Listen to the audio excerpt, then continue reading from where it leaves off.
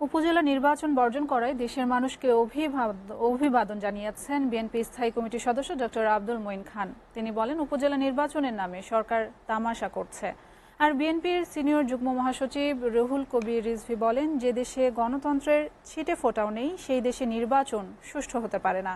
রাষ্ট্রীয় সন্ত্রাস জনগণের ভোটাধিকার কেড়ে নিয়েছে বলে অভিযোগ করেন তিনি। রাজধানীতে আলাদা অনুষ্ঠানে এসব কথা বলেন তারা। আব্দুল আহাদের প্রতিবেদন। উপজেলা পরিষদ নির্বাচনের প্রথম ধাপের ভোট গ্রহণ অনুষ্ঠিত হয়েছে। ভোট গ্রহণের সময় বেশ কিছু কেন্দ্রে সংঘর্ষ ও বিভিন্ন অনিয়মের তথ্য পাওয়া যায়। ভোটার উপস্থিতি ছিল তুলনামূলক কম। ভোট বর্জন করায় দাঁড়িয়ে জনগণকে সেলুট জানান বিএনপির স্থায়ী কমিটির সদস্য ডক্টর আব্দুল মঈন খান।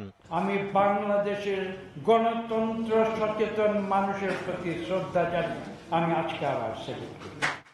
ঢাকা রিপোর্টার্স ইউনিটিতে কর্মক্ষেত্রে প্রবাসীদের সুরক্ষা ও প্রবাসী পরিবারদের নিরাপত্তা শীর্ষক আলোচনা সভায় প্রধান অতিথির বক্তব্যে তিনি বলেন, ৭ জানুয়ারির মতো উপজেলা নির্বাচন নিয়ে সরকার তামাশা করেছে। একইভাবে বাংলাদেশের মানুষ এই ভুয়া নির্বাচনের যে নাটক আজকে বাংলাদেশে উপজেলা নির্বাচনের প্রথম পর্যায়ে যেটা অনুষ্ঠিত হচ্ছে, ভোট শুরু হয়েছে, তারপর থেকে আমরা ছবি নিয়েছি, দেখেছি ভোট কেন্দ্রে একজন ভোটারও নাই আমার নিজের নির্বাচনী এলাকা। এই সময় বক্তারা বলেন, রাষ্ট্র প্রবাসীদের নিরাপত্তা দিতে ব্যর্থ হয়েছে। বাইরে আমাদের দূতাবাসগুলো যারা আছেন তাদের অধিকাংশ ক্ষেত্রে এ ব্যাপারে আমরা কোনো দায় দায়িত্ব পালন করতে দেখিনি।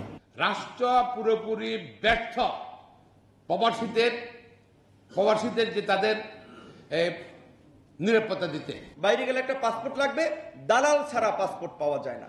দালালের আখড়া হচ্ছে এই পাসপোর্ট অফিসগুলো। রাজধানীর নয়াপল্টনে বিএনপির কেন্দ্রীয় কার্যালয়ে সংবাদ সম্মেলনে বিএনপির সিনিয়র যুগ্ম মহাসচিব রুহুল কবির রিজভী বলেন, জনগণ প্রথম ধাপের উপজেলা নির্বাচন বর্জন করেছে। তাদের ভোট বর্জন, এই যে না যাওয়া, এটার মধ্যে দিয়ে এই একতান্ত্রিক কর্তৃত্ববাদী সরকার যে অপরাধগুলো করেছে, সেই অপরাধের প্রতি এটি একটি ধিক্কার হিসেবে বিবেচিত হচ্ছে। তিনি অভিযোগ করেন, অবাধ ও সুষ্ঠু নির্বাচনের দাবি যতই উচ্চারিত হয়, সরকার জেল জুলুম নির্যাতনের মাত্রা ততই বাড়িয়ে দেয়। এরা হামলা চালাচ্ছে সাধারণ মানুষের উপরও, জীবন জীবিকা সব কেড়ে নিঃস্ব, রিক্ত ও বিপর্যস্ত করছে।